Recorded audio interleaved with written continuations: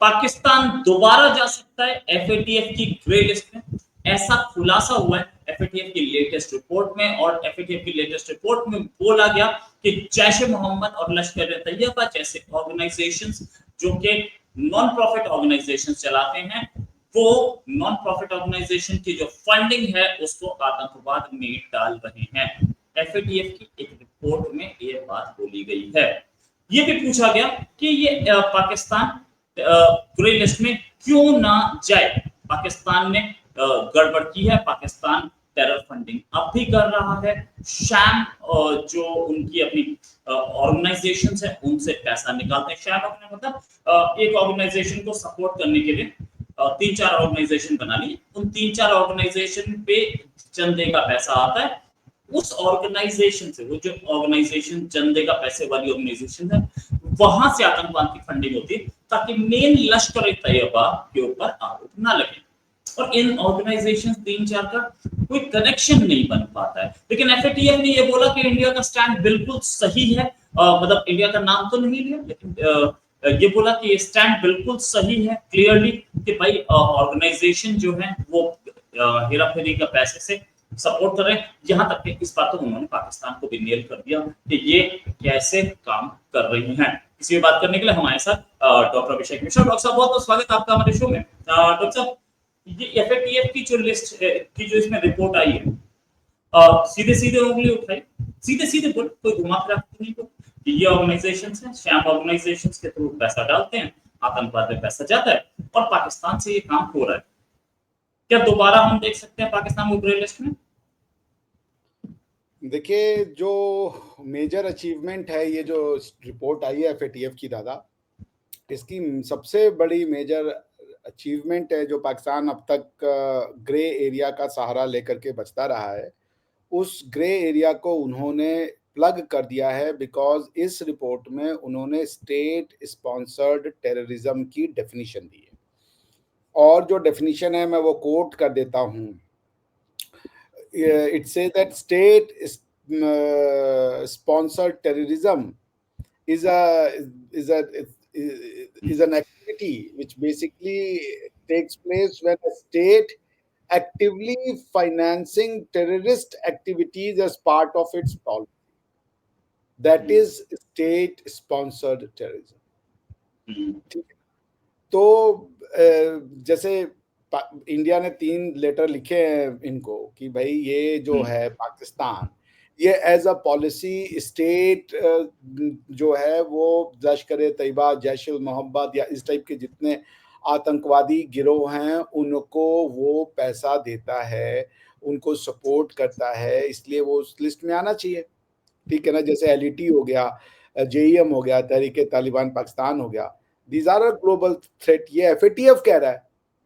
सो इसलिए जो सबसे बड़ी बात है, जो फंडिंग पैटर्न है एलईटी और जेईएम का, तो वो दे हैव पॉइंटेड आउट कि ये बिल्कुल वही है जो कि स्टेट स्पॉन्सर्ड टेररिज्म में they use non banking channels, hawala routes to transfer the money, और वो सब स्टेट के नाक के नीचे होता है। तो it's a major victory for India, और विक्ट्री क्या इंडिया की, अगर दुनिया नहीं करेगी तो आज ये भारत इसका विक्टिम है, कल वो भी इसके विक्टिम बनेंगे। इसका कोई टेरिटोरियल लिमिट तो है नहीं इस तरीके के टेररिज्म का।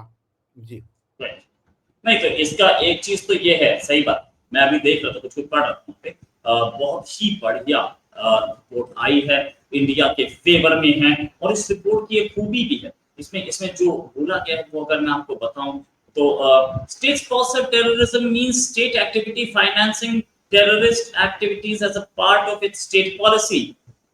इससे क्लियर तो नहीं बोला जा सकता, लेकिन पाकिस्तान को फिर भी अब पता नहीं क्यों लगता है कि हम बच जाएंगे। एफएटीएफ ने जो लिस्ट दी है उसमें बेसिकली एफएटीएफ ने जो रिपोर्ट दी है, बेसिकली इस बार अगर बोला जाए तो पाकिस्तान को तो अच्छी तरह से नेल कर दिया, पाकिस्तान को अच्छी तरह से बता दिया। या पाकिस्तान अब कोई स्टेप्स लेगा, मुझे शक है। ऑपरेशन सिंदूर इतना बड़ा हुआ, सबके सामने हुआ, ऑपरेशन सिंदूर का भी प्रेशर रहा होगा कि भाई ऑपरेशन दो न्यूक्लियर आर्म नेबर्स वॉर पे आ गए, ये मतलब न्यूक्लियर वॉर का खतरा बन गया, ये भी सिचुएशन रही होगी, तो एफएटीएफ को समझ में आया होगा कि अगर हम एक्शन नहीं लेंगे तो दोबारा न्यूक्लियर वॉर हो सकती है। तो ऐसे में जब इंडिया इस समय एक एक्सरसाइज कर रहा है, ये एक्सरसाइज कहीं राजस्थान में हो रही है, मेरे पास लोकेशन नहीं है ना, मैं आप लोगों से झूठ बोल रहा हूँ कि मेरे पास लोकेशन नहीं, सच में नहीं, ठीक है ना, और लोग मतलब अखबारों में छपी होगी, आप लोग पढ़ लीजिए। ये केक लोकेशन का, लेकिन पाकिस्तान के प्लेन कंटिन्यूअसली उड़ रहे हैं। मैं भी अभी बताऊंगा, दिन में भी उड़े, वो हमारी एक्सरसाइज पे नजर रख रहे हैं कि ये कर क्या है, इतना घबराया हुआ पाकिस्तान। मैं आपको दिखा सकता हूं कि at any point of time Pakistan air force के प्लेन घूम रहे होते हैं कि कहीं हमला तो नहीं कर देंगे, ये सारे के सारे इकट्ठे यहाँ बैठे हैं, इतना डरे हुए हैं, सारे रडार लगे हैं एक्टिविटी पे। अच्छा एक चीज कि डॉक्टर साहब आप ये बताइए कि क्या इंडिया थोड़ा और एफर्ट स्टेप अप करे तो Pakistan back into the playlist और कर्जे बढ़ेंगे, हालत खराब? देखिए, ये तो मैंने कहा कि विश्व जो है उसको एकत्रित होना पड़ेगा एफएटीएफ के माध्यम से पाकिस्तान को ये कन्विंस करने के लिए कि वो जो टेररिज्म है एज ए स्टेट पॉलिसी उसको छोड़े। अगर वो ये नहीं करते हैं तो फिर मुझे नहीं लगता कि एफएटीएफ जो है वो सिर्फ इंडियन इंटरेस्ट को ध्यान में रखेगी, और ultimately it's a club of state. तो वो सारे स्टेट मिलकर के जो है ना पॉलिटिक्स तो खेलेंगे ही, और मुझे नहीं लग रहा कि अभी पाकिस्तान के ऊपर कोई दबाव है उस तरीके का कि वो एफएटीएफ में जाएगा। उसका कारण ये है कि भारत ने जो किया है रशिया के साथ, हम रशिया के साथ खड़े हो गए और उसका वेस्टर्न सिविलाइजेशन को बहुत बुरा लगा, यूरोप को, अमेरिका को खासकर।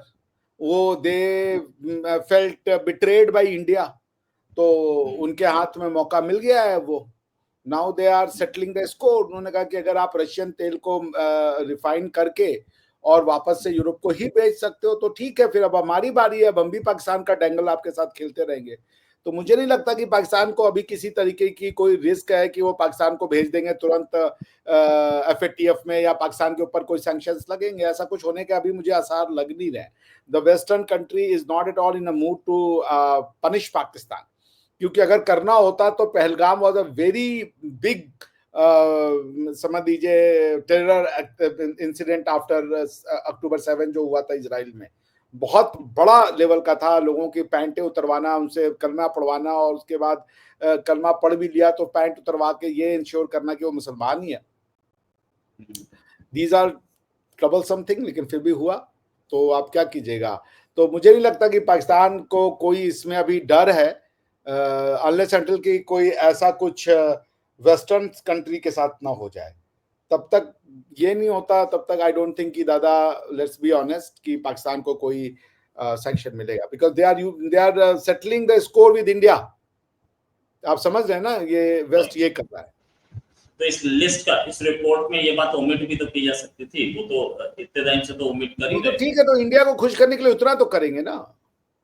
Okay, that means the FATF कहीं इंडिया को खुश कर रहा है, और अगर खुश करने पे थोड़ा और ऊपर आए तो जा सकता है। मतलब लिस्ट में अपनी पाकिस्तान दिखे चाइना के बाले में, वो पाकिस्तान को नहीं भेजेंगे। पाकिस्तान के ऊपर वेस्ट ने 70 साल बहुत बड़ा इन्वेस्टमेंट किया है भाई, वो ऐसे उसको नहीं जाने देंगे। प्लस पाकिस्तान जो है वो जो एक्टिविटी पाकिस्तान उनके लिए कर सकता है, जो काम पाकिस्तान कर सकता है, वो भारत कभी नहीं करेगा। पाकिस्तान अपने सैनिकों को भेजवाता है जा करके आईएसआईएस के ऊपर, अल खुरासान के ऊपर, इस तरीके के जो आतंकवादी संगठन होते हैं उनके लोगों को मारने का काम, उनको पकड़ने का काम, ये सब काम पाकिस्तान की आर्मी करती है। तो it's an army on rent, but India can not it's army ना, तो वो काम आप नहीं कर सकते। तो अभी उसको देखते हुए, उसकी यूटिलिटी देखते हुए, आई डोंट थिंक कि वो ऐसा कुछ करेंगे। और ट्रम्प साहब की बातें सुनिए ना, तो पाकिस्तान और इंडिया को एक ही तराजू में तोल रहे हैं भाई। वो कह रहे दोनों हमारे दोस्त हैं, दोनों ग्रेट लीडर हैं, ग्रेट कंट्रीज, ग्रेट ये ग्रेट वो, साला सभी कोई ग्रेट है। इस चक्कर में मेक अमेरिका ग्रेट अगेन रह ही नहीं गया है।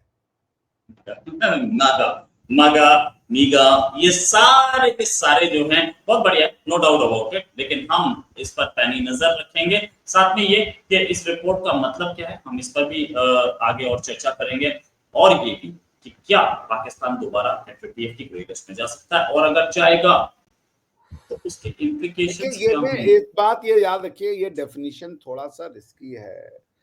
वो ये कि स्टेट टेररिज्म को, स्टेट स्पॉन्सर्ड टेररिज्म में वो सिर्फ उसको रख रहे हैं जो नॉन स्टेट एक्टर्स हैं, ठीक है ना। ये थोड़ा सा लूज डेफिनेशन है, मुझे लगता है इसमें और भी जो कंपोनेंट्स थे वो डाले जा सकते थे, बिकॉज वो ये कह रहे हैं कि state actively financing terrorist, actively, not just financing, actively financing terrorist activities as part of its policies.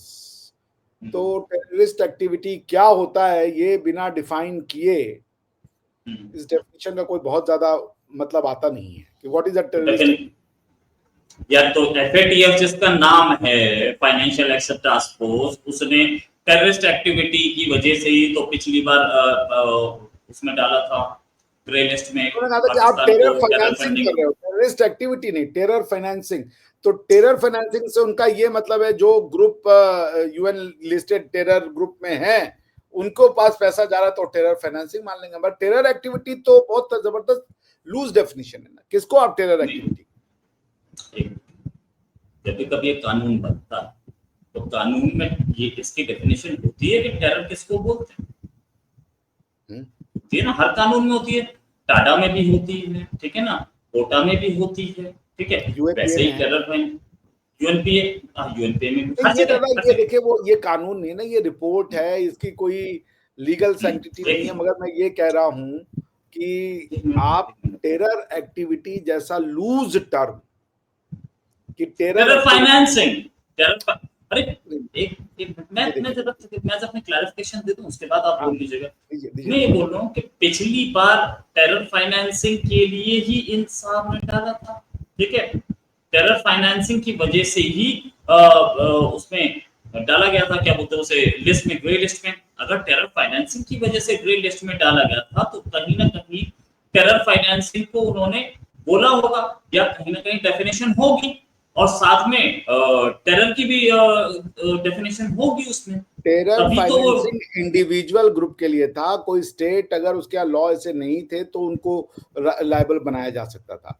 लेकिन ये जो स्टेट स्पॉन्सर्ड टेररिज्म है, टेरर फाइनेंसिंग, तो जैसे मान लीजिए जेईएम जो है वो अपने पैसे इंडिया भिजवा रहा है और वो कर रहा है, और स्टेट जो है उस एक्टिविटी को कर्ब नहीं कर पा रहा है, तो उसको इसलिए स्टेट नहीं कर रहा था, वो इंडिविजुअल कर रहे थे, स्टेट उसको प्रिवेंट नहीं कर पा रहा था।